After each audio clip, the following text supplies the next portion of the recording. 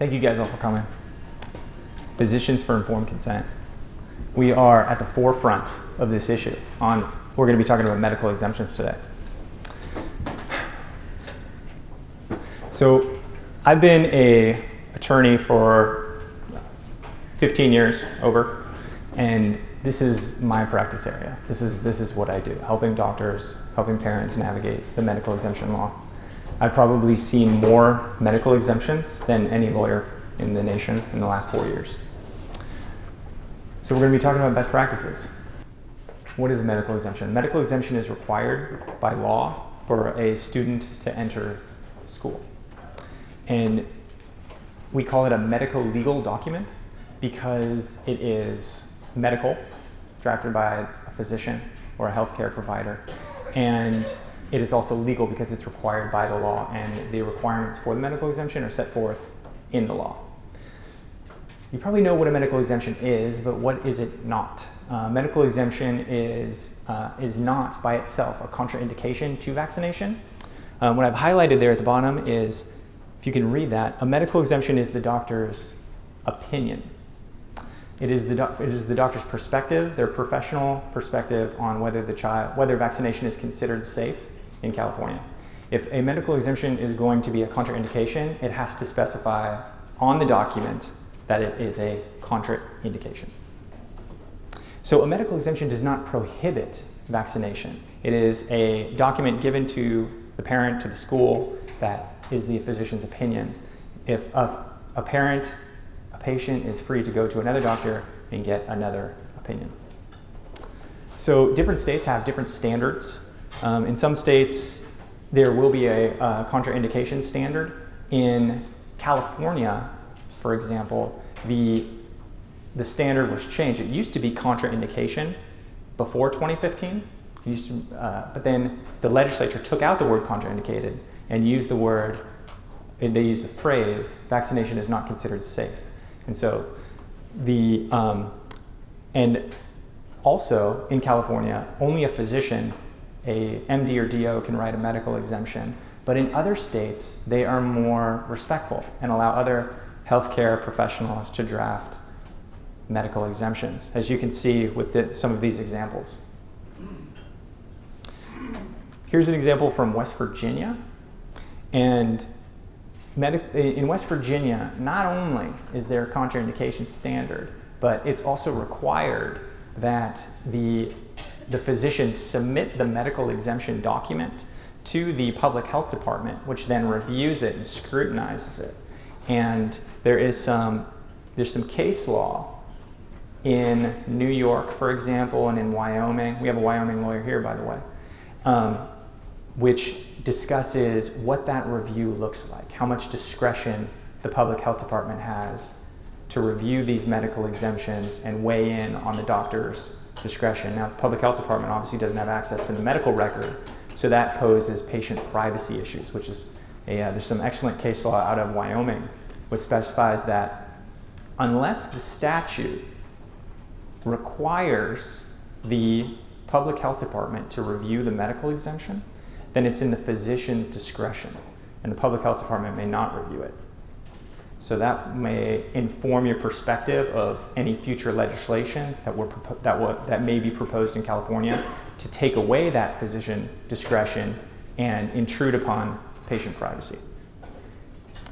In California, it's physicians. Right now, we actually have a good standard in California for doctor's discretion and patient privacy.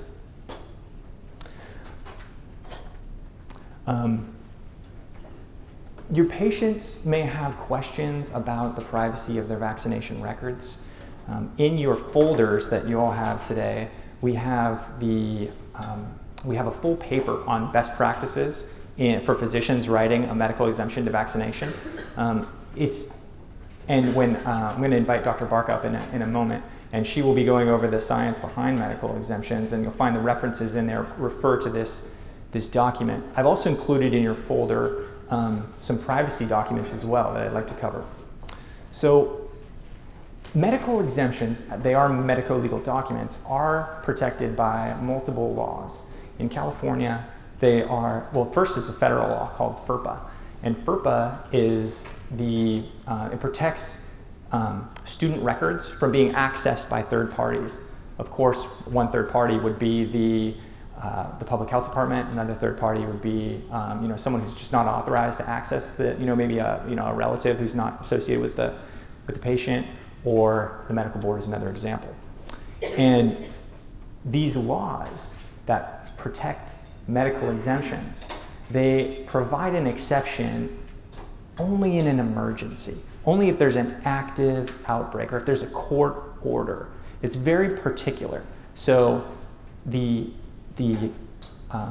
school, for example, in California, the school nurses who are sharing medical exemptions with public health departments without first gaining parental consent, they're doing that unlawfully. There's currently an unlawful condition that's being perpetuated in California, and it's a real problem. It's something that I, as a lawyer, am addressing pretty much on a weekly basis. Patients are also allowed to opt out of routine immunization record sharing. I included a form in your folder. It's the CAIR opt-out form. That would be pretty helpful for you to get familiar with. Your patients may have questions. Because we are talking about best practices, I want to give you an example of what best practices looks like in terms of patient privacy. Now, I'm not suggesting that this needs to be done for every patient, but you may have patients that are requesting a higher level of privacy. It's a special concern to them. So what I would consider best practices is taking the exemption document that you have and putting it inside of a folder, a manila folder, and then putting a privacy cover sheet and writing the patient's name on it, sealing the folder, putting the exemption inside. This lets anyone know at the school that this is a private document protected under multiple laws, and that the patient, if the patient is opting out of medical record sharing. And if you have any questions about best practices, I encourage you to contact me directly.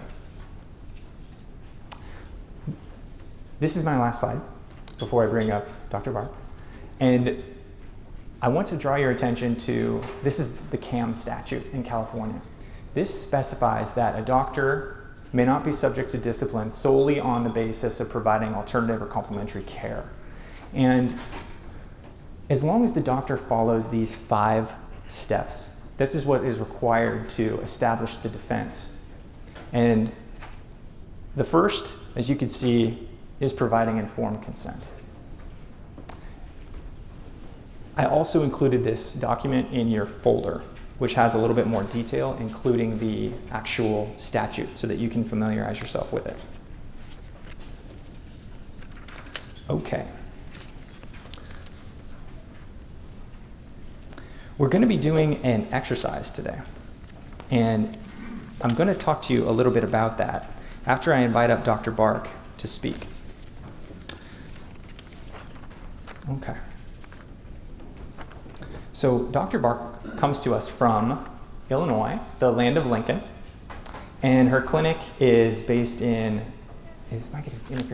Her clinic's based in Evanston, Illinois, which is actually where the ice cream sundae originated. I just found that out, which I think is pretty cool, and my 11-year-old daughter also thinks it's really cool. We watched Dr. Bark's documentary together, and she confirmed to me that Dr. Bark's definitely a cool doctor. And but I'd also like to begin by explaining why Dr. Bark and I are qualified to teach this room filled with physician and lawyer colleagues who are at the cutting edge here in vaccine risk assessment, in SB 277 compliance. Why are Dr. Bark and I qualified? As I highlighted, I've probably seen more medical exemptions in the last 4 years because physicians have been coming to me from all over the state with questions about medical exemptions. So I've seen it, no, this doesn't work, no, sorry, yes, this is good, no. So that's my perspective. And I've seen as well Dr. Bark's exemptions. They represent best practices. She's working on the cutting edge of science. She is an expert in the topic that we'll discuss today. She is also an expert on environmental triggers and epigenetics, which informs her work. And she graduated from Rush Medical College in 1986. And then she went on to NYU and the University of Illinois for her residency programs. She's been the medical director of various departments and hospitals throughout her career and has extensive training in both conventional and complementary medicine. She wrote or co-authored the textbook on complementary and alternative medicine. She's also a humanitarian with a a master's degree in medical disaster response, and she worked in Haiti, for example. So this is a good human being who cares about people, who cares about her patients. So ladies and gentlemen, I'd like you to please join me in welcoming Dr. Toni Bark. Good morning, everybody.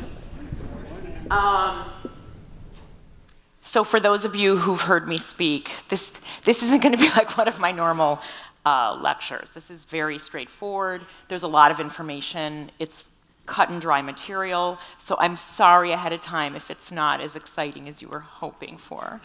But we worked a long time on this, and I think this is a very important course to get out to the public, and you'll understand why, because I actually learned, even though I do write medical exemptions, I'm involved with a lot of vaccine custody cases, I didn't know a lot of the information that we wound up putting in here. And if I didn't know it, I think most physicians don't know it, and there's things that are obligatory, and you'll see.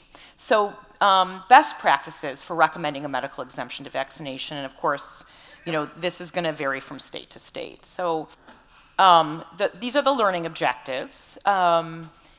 Again, understanding the definition of medical exemption, become familiar with, and this is where it gets confusing, and I've had to go through this, I still have to go through this, like it's still kind of confusing, with the difference between vaccine warnings and precautions, which are usually found on the inserts of the vaccine, the vaccine inserts, contraindications, which supersede everything, and other adverse events, which again, adverse events that are listed on the table of injuries, on the federal table, or are suggested in the insert. So there's a lot of different pieces here.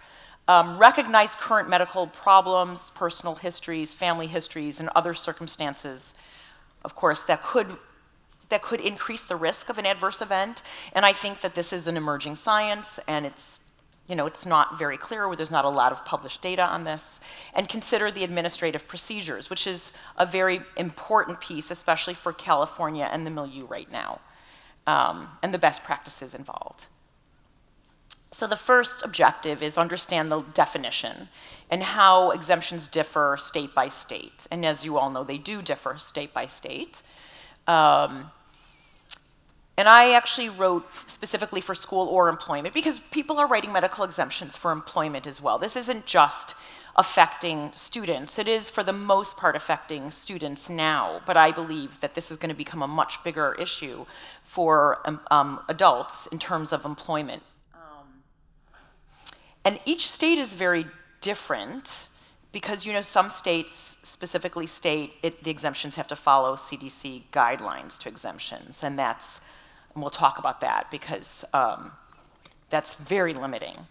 So based on one or more of the following issues, you can write a medical exemption depending on the state. So the physician's discretion. Now, California, I was here at SB 277 when that was all decided, because initially it was written, I believe, the term was contraindication, and contraindications are very limiting. And so because of that, there was all this room, theoretically, for physicians to use discretion based on some of these other things. And we do know that that was a lot of lip service, I believe, actually. Okay, learning objective 2. Become familiar with the warnings and precautions as described on the package inserts. This is very important. There's so much information on those inserts, and I'm sure that this group has looked at the inserts, but I think most physicians don't really read those inserts carefully because there are contraindications and they supersede anything else. So even if the parents want the child vaccinated, if there's a contraindication, you can't give that vaccine. That supersedes everything, even, your desire to give it. So there's precautions recognized by the CDC and also vaccine injuries listed, as you know, on the VICP injury table, which again, it's amazing, but I'm in the courtroom a lot with opposing experts, and they've never looked at the table of injuries or even seen it or heard of it. So there's definitely education that needs to be done among physicians. So contraindications are, as defined by the CDC, it increases the risk of a serious adverse event, adverse reaction. The vaccine cannot be administered even if the parents want it. They're listed in each vaccine insert, and they're specific to individual vaccines. And they can include, and these are just examples, severe allergic reaction or anaphylactic to a prior dose or to a vaccine component, encephalopathy within 7 days of DTaP or anything with a pertussis-containing portion. So those are just some of them. There's other contraindications. And that's listed on the paper that you received. So the warnings and precautions. So the definition by the CDC is a condition that might increase the risk for serious adverse event, might cause diagnostic confusion, or might compromise the ability of the vaccine to produce immunity. And again, moderate to severe acute illness with or without fever. Now, when I was training, that was really respected. I don't believe that this is actually being respected by most physicians out there. And the reason I say that is that I'm told by parents who come to see me that the pediatrician, their child was sick and received the MMR, or was sick and even had fever, and they were told, no, you can come in for your shots. And it didn't turn out well. So I do believe that while this used to be really seriously respected, I'm not so sure it is anymore. The CDC explains, in general, vaccination should be deferred when a precaution is present. It's very vague. But it's written there. And the recommendation to vaccinate or not should be decided on a case-by-case, this is something, case-by-case basis. This is something that all of us believe strongly in. And, is this being done in general in our country? And I have to say again, I'm doubtful. So weigh the necessity of administering the vaccine against the severity of a possible side effect. It's always risk-benefit assessment. I mean, with anything that we do in medicine, and even more so, I believe, with vaccination, because we're starting with a healthy child or a healthy person, right? So every medical procedure comes with risk-benefit assessments, and that's just something that needs to be taken seriously. So the inserts also identify certain contraindications, even though the CDC considers these conditions just to be precautions. You see, so that's a little confusing. The CDC says it's a precaution. The inserts say it's a contraindication, and we're not supposed to be giving the vaccine if there's a contraindication, and the CDC is only saying it's a precaution. So there's where there's some, conflict I see in confusing physicians who are trying to learn this and actually due diligence and read what the CDC guidelines are and also read the inserts. There's some things that are conflicting. And the PIs also include warnings to vaccinations where, situations where due caution needs to be exercised. And adverse events, which we all know what adverse events are. But for those who don't, these are serious side effects, they're side effects, but, typically they're serious side effects because the ones that aren't serious usually go unnoticed. And adverse events are identified during clinical trials, but I'm not going to go into how long are these clinical trials, are they long enough to capture all these serious adverse events? And my opinion is I've seen that some of these are very short and that they probably aren't capturing all of them, but even still, the ones that they do capture are listed. And this is the example on the measles insert, the MMR insert. And it's a list of several things that probably many of us have seen as adverse events to the MMR. And then other adverse events can include, as we know, long-term seizures, coma, lowered consciousness. It's a term that I find endearing, and permanent brain damage and death. So the vaccine injury table is limited. We do have that table, and as you may or may not know, if if there's a case that's in before the compensation program, if the injury falls on this table, you don't have to prove causation. If it's outside the table, whether it's not listed as an adverse event or it's out of the time frame, then you do need to bring in an expert to prove causation or to prove the time frame, the temporality. And so there is a table of injuries. It is quite limited, I believe, but it can be helpful. And if an AE is on the table injury or a contraindication listed in a vaccine manufacturer's PI occurs, this is where it gets interesting. Healthcare providers are required by law to report it to the vaccine adverse event reporting system. So think about that. If an AE listed on the table or a contraindication listed in the insert occurs, providers are required by law to report it to VAERS. Okay, I'm going to tell you something. I'm going to admit something. So in 2010, I was doing my master's, and because of, we were modeling flu shot clinics, and I did some research on flu shots, and I realized, there were a lot of problems, and I started looking into all this vaccine stuff. I trained in pediatrics. I ran a PEDS-ER. I had never heard of VAERS. I had never heard of VAERS. Now, I've been in custody cases in courtrooms where it's closed, and I've been told that when I leave and the expert on the other side comes in and they're cross-examined and they're asked about VAERS, they've never heard of VAERS.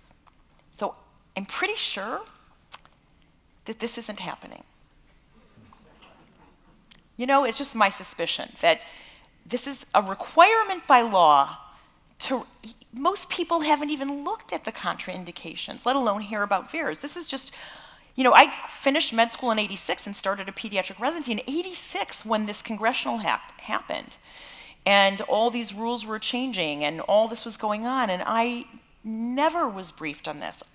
I saw adverse events happening. We never reported anything. Thrombocytopenia, post-vaccine, that's an accepted injury for MMR, right? It was never reported. So this last bit is very important because I don't believe that this is happening to any measurable degree. So this is when it was, the compensation program was created. Limited liability, really functionally very little liability. And as you know or don't know, but it's a 3-year statute of limitations for filing, and only 2-year if there was a death.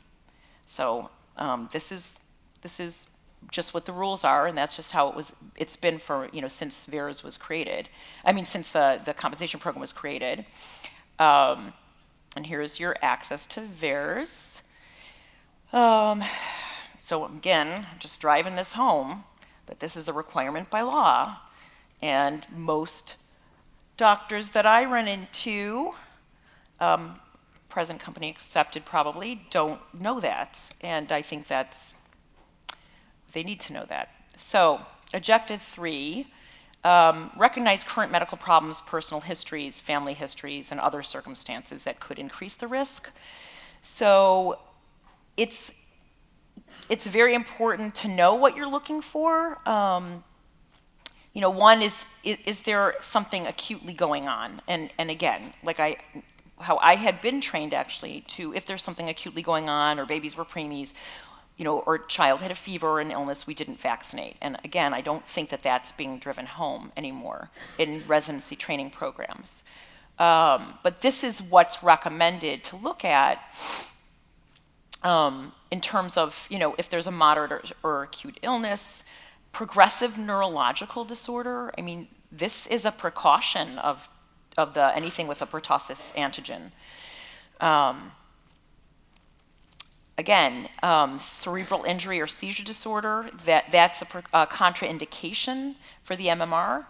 And severe immune deficiency states, again, it can be a contraindication. And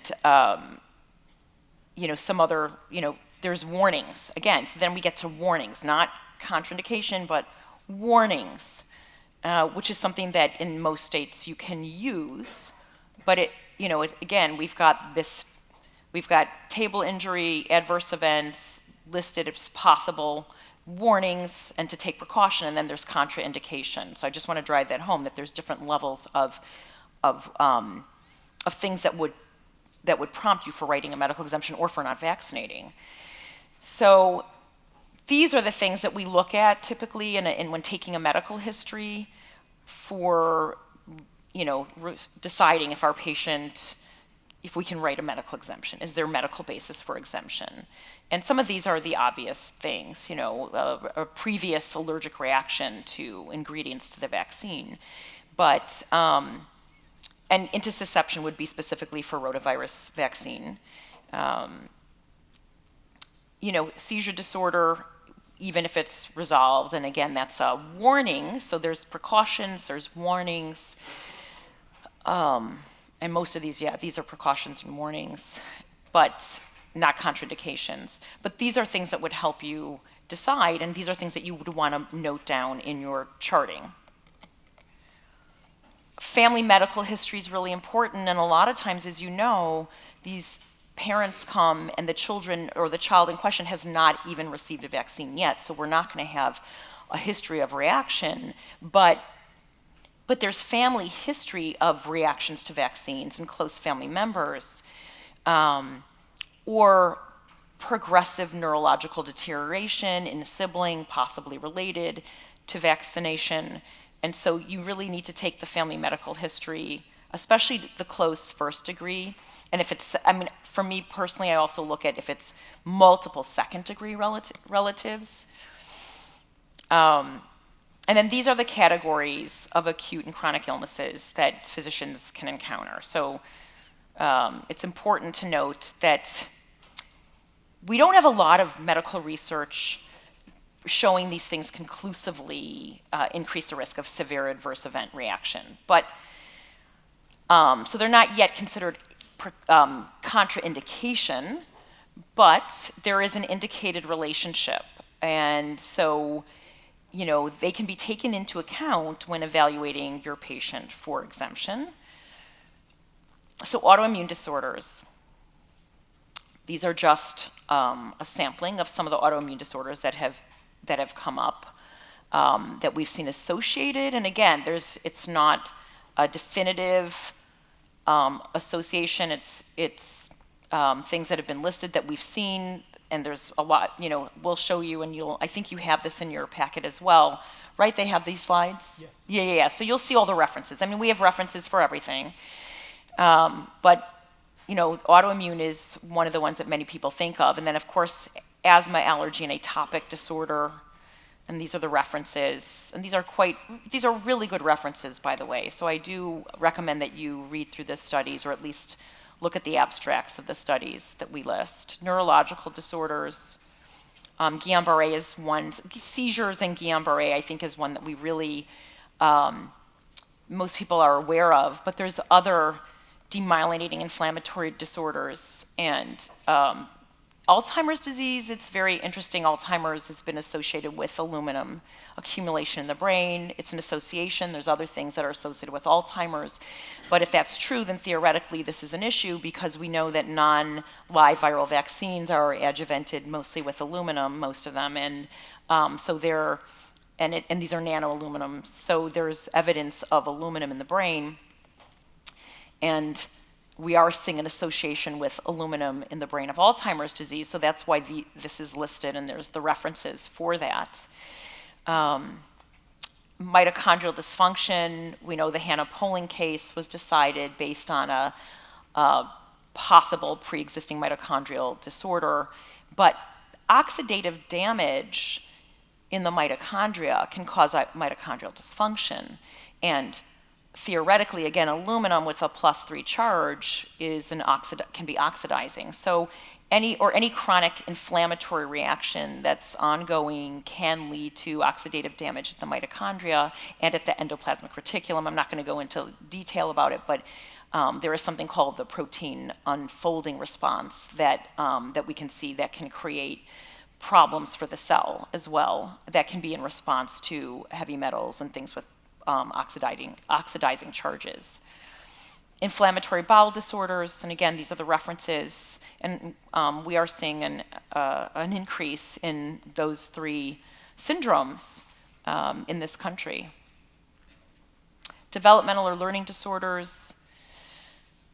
I think many of us have a lot of patients with syndromes with these diagnoses in our practice. Again, this is, the diagnoses and the occurrence of these things are definitely on the upswing. Psychiatric or mental health disorders. And genetic susceptibility. So again, we don't have, this is emerging data. Epigenetics is an emerging field. It's been around really for a good 20 to 30 years.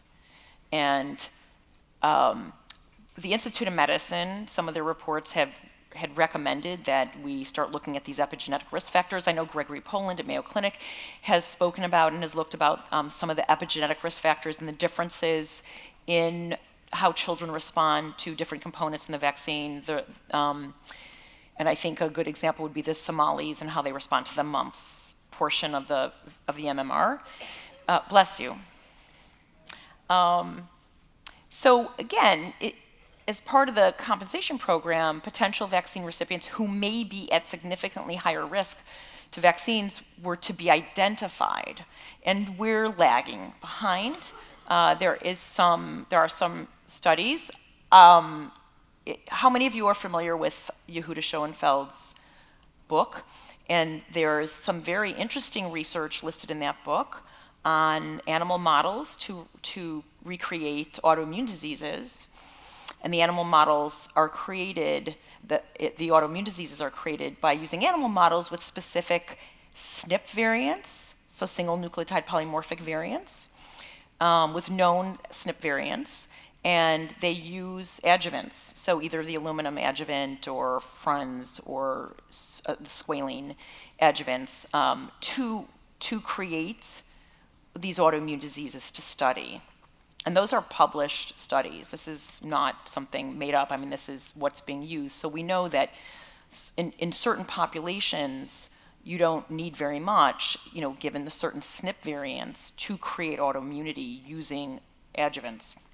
And that's something that, I think most physicians aren't aware of, that research that's going on. And again, identification process, we talked about that, gene polymorphic. So here we go, the SNPs. And these are just some SNPs or polymorphic variants that have been associated with potential to increase the risk of AEs. How many of you are looking at these tests? Good. Yeah, I recommend, if you're going to write a medical exemption and it's not based on that patient's prior reaction, if some of these tests require spitting, but you can find them with cheek swabs or blood. If a child, obviously an infant's not going to spit for you. They might drool, but they're not going to spit. But usually by 2.5, 3, you can get a child to spit. If you can obtain these tests, Ancestry's $100. It's not a hardship for most families. It just is something that it shows that you've looked, you've done your due diligence. You can run these SNP tests through apps that can be very helpful. You're not going to read the 13,000 pages of the raw data. You definitely need to run these through apps that help you categorize them. But it does show that you're looking, if this is not based on the patient's prior reaction to vaccine, this is something that you can look at, especially if the family tells you there's 3 first cousins that reacted badly. There's something going on epigenetically. It's a tool, and it's also, I believe, could be very helpful for us to collect this data at some point. Looking at patients that we've done this on. This would require an IRB, but it's just an idea that I've had. We've got to start looking at this more carefully and noting what SNP variants are associated with kids or in families. Like if you can even obtain this from the family members who have had reactions, and to see what SNP variants are there. We'll start seeing patterns. So I'm hoping that more and more of us are doing these tests. But, again, there's nothing with certainty. This is just emerging data. But I believe that if you're going to be writing medical exemptions that aren't based on prior reactions, you should be looking as in-depth as you can to justify and to help you.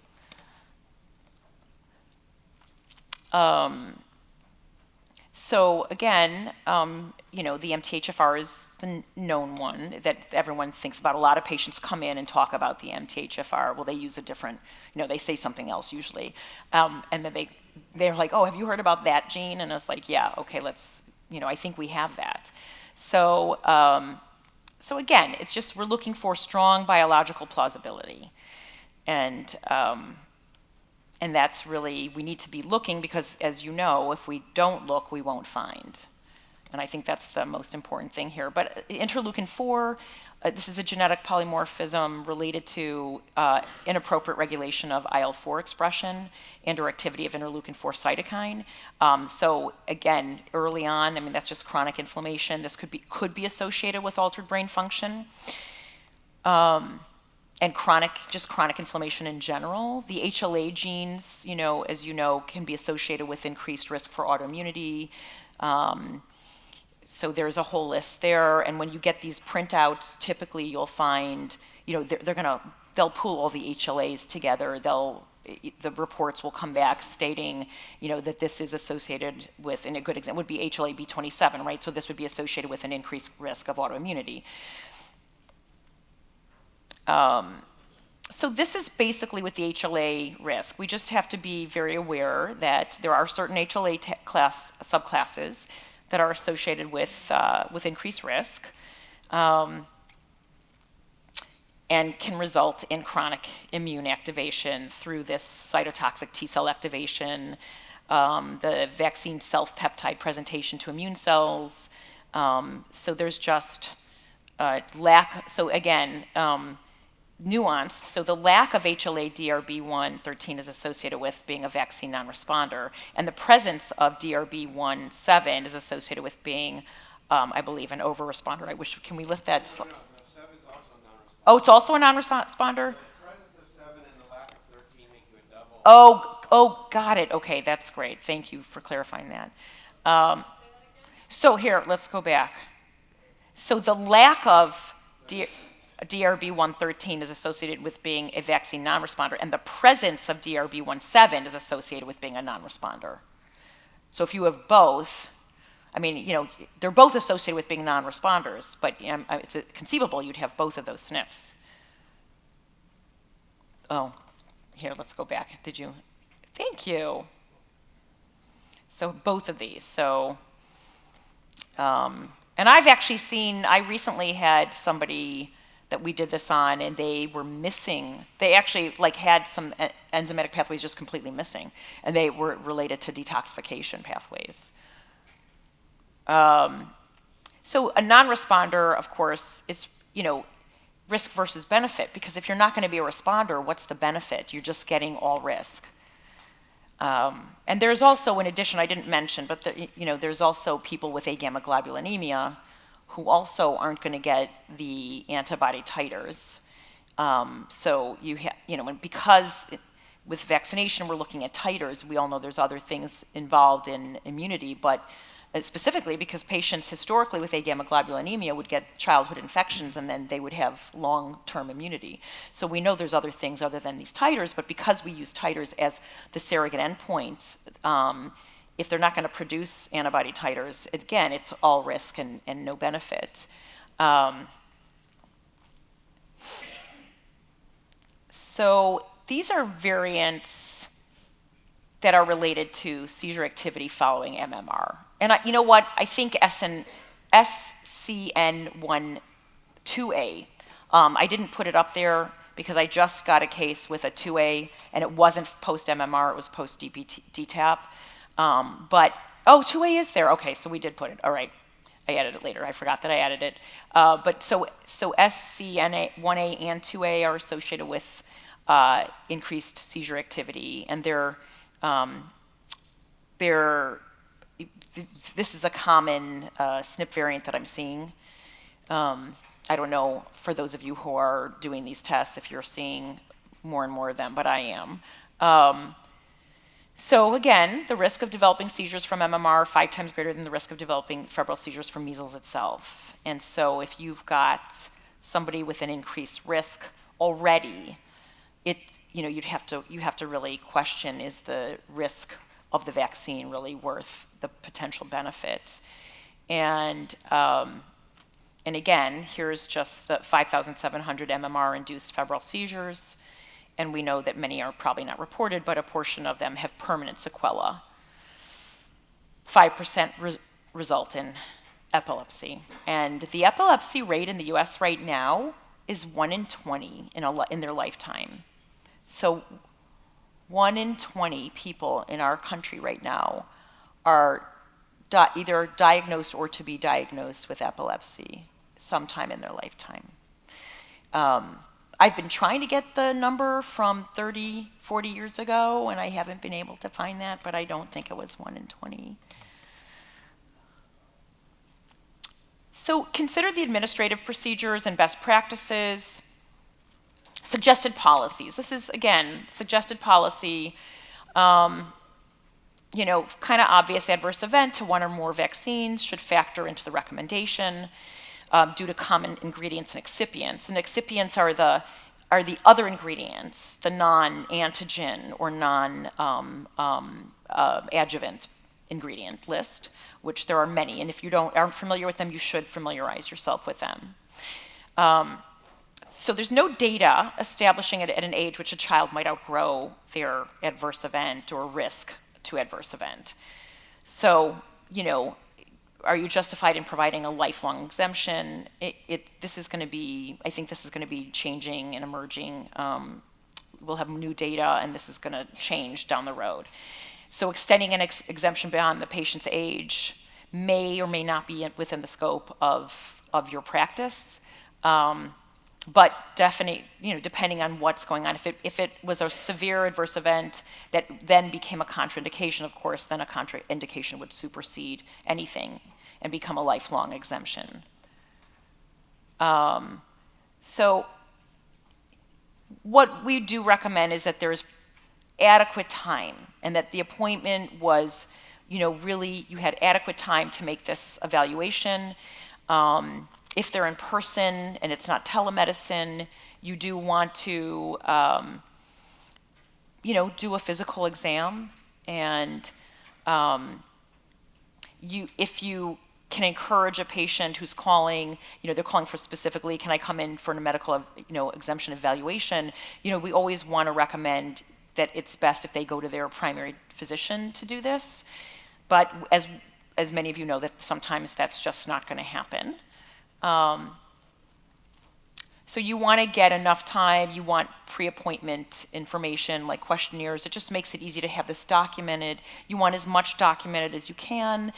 Oftentimes, reactions are not written down because they called the primary physician who gave the vaccine, and maybe they were just told something over the phone or just said give Tylenol to reduce the fever, or this is normal, but nothing was really written in the chart. I always make it very clear that patients should try to write down in a journal as best as they can remember. If there's not documentation, do whatever they can to document the best of their recollection.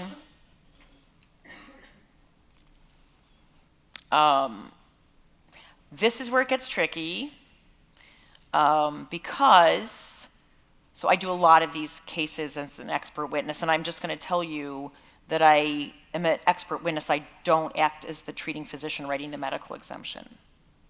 And that's kind of key. You want to have boundaries. You're one or the other. I mean, you might get called in if you write a medical exemption in a case like this, clearly, but if you're on the case, if you're being asked to be an expert witness to look at risk-benefit assessments and SNP variants, you really want to just come in as an expert and not be the treating physician. I mean, there's some just legal reasons. I think it just keeps you cleaner and more objective. So when when there's parents that disagree and they're still married, they're arguing you need to meet with both parents and they're going to have to make a decision. Many times when they're not in agreement, they're not still married or they're in the process of divorcing, and this becomes typically the issue that becomes the most contested. And you want to be really careful. You want to make sure if you're vaccinating that you've got permission from both parents. Don't assume that you do. Same if you're writing a medical exemption. I would try, if both parents have shared medical custody, you want to meet with both parents or at least speak to them, because you don't want to get dragged in the middle of this. And this is, let me just say that this gets very contested and heated, and usually it becomes the last thing that's decided, and is extremely stressful situation. So as a physician, do your due diligence. Make sure that if it's a family you're treating, if the parents are both involved and have custody. Typically, if it's a new parent bringing a child for an evaluation, you really need to know the situation, or you could find yourself in the middle of a battle that you don't want to be in. If it's not telemedicine, if you're doing telemedicine, that's legal in your state. If it's not, please perform a complete physical exam if you can. It's not, we do this because we're supposed to best practice. Is it going to alter, the child's perfectly healthy, well then I'm going to disregard the previous reaction in the Snip variant? No. In reality, no. If there's precautions or a contraindication, it doesn't matter if the physical exam is normal. But just to cross your T's and dot your I's, this is recommended. And then you want to discuss why. Usually the parents are coming in telling you, this is why I think my child should have it. Often we have very educated parents who are already kind of aware. They've been doing some reading. They're worried about an increased risk or an increased susceptibility because they've seen it in their nieces and nephews, or they had them. Or the older sibling had a, repeated adverse event. So you want to make sure that you've discussed this with your patient and the parents, of course, both parents. And you might need to reevaluate, because it might be a temporary medical exemption. It might be based on something going on in the patient or the child now, and not a permanent issue. So you really want to discuss this. And again, you need to discuss that if it's not a contraindication, which supersedes everything, in the event of an outbreak, a patient with a medical exemption might be requested or required to avoid entering certain areas, or in some cases, we're seeing the school saying unless they get that shot, they can't come back to school. So, you're always reassessing the risk benefit. Is the risk now of the vaccine still greater than the risk of getting the infection, or has that flipped based on something unforeseeable or some kind of outbreak? We don't really know, and things are always changing. And there's going to be a lot more vaccines added to the schedule, I'm pretty sure. But you have to be very clear that you've given your patient this information, that according to conventional medical opinion, being exempted may leave them more susceptible to the associated disease or may be more contagious. And that the conventional medical opinion also highlights that the patient may be more likely to contract a more severe form of the disease, thus increasing the risk of harm or death. So you want to give them the conventional medical opinion, and make sure you've gone over everything with them. And you want to do your due diligence as well. So there's warnings, precautions, contraindications to every vaccine, primarily described on the inserts and the table of injuries, the CDC website. And then a vast body of medical literature, and you'll see in the references that we've included, describe and clarify the science of vaccination and immunity, and also describe different adverse events that have been reported and published. And to minimize the risk of adverse events occurring, careful consideration should be given to a patient's personal medical history and family history. So, did you guys find that informative? Very good. Okay.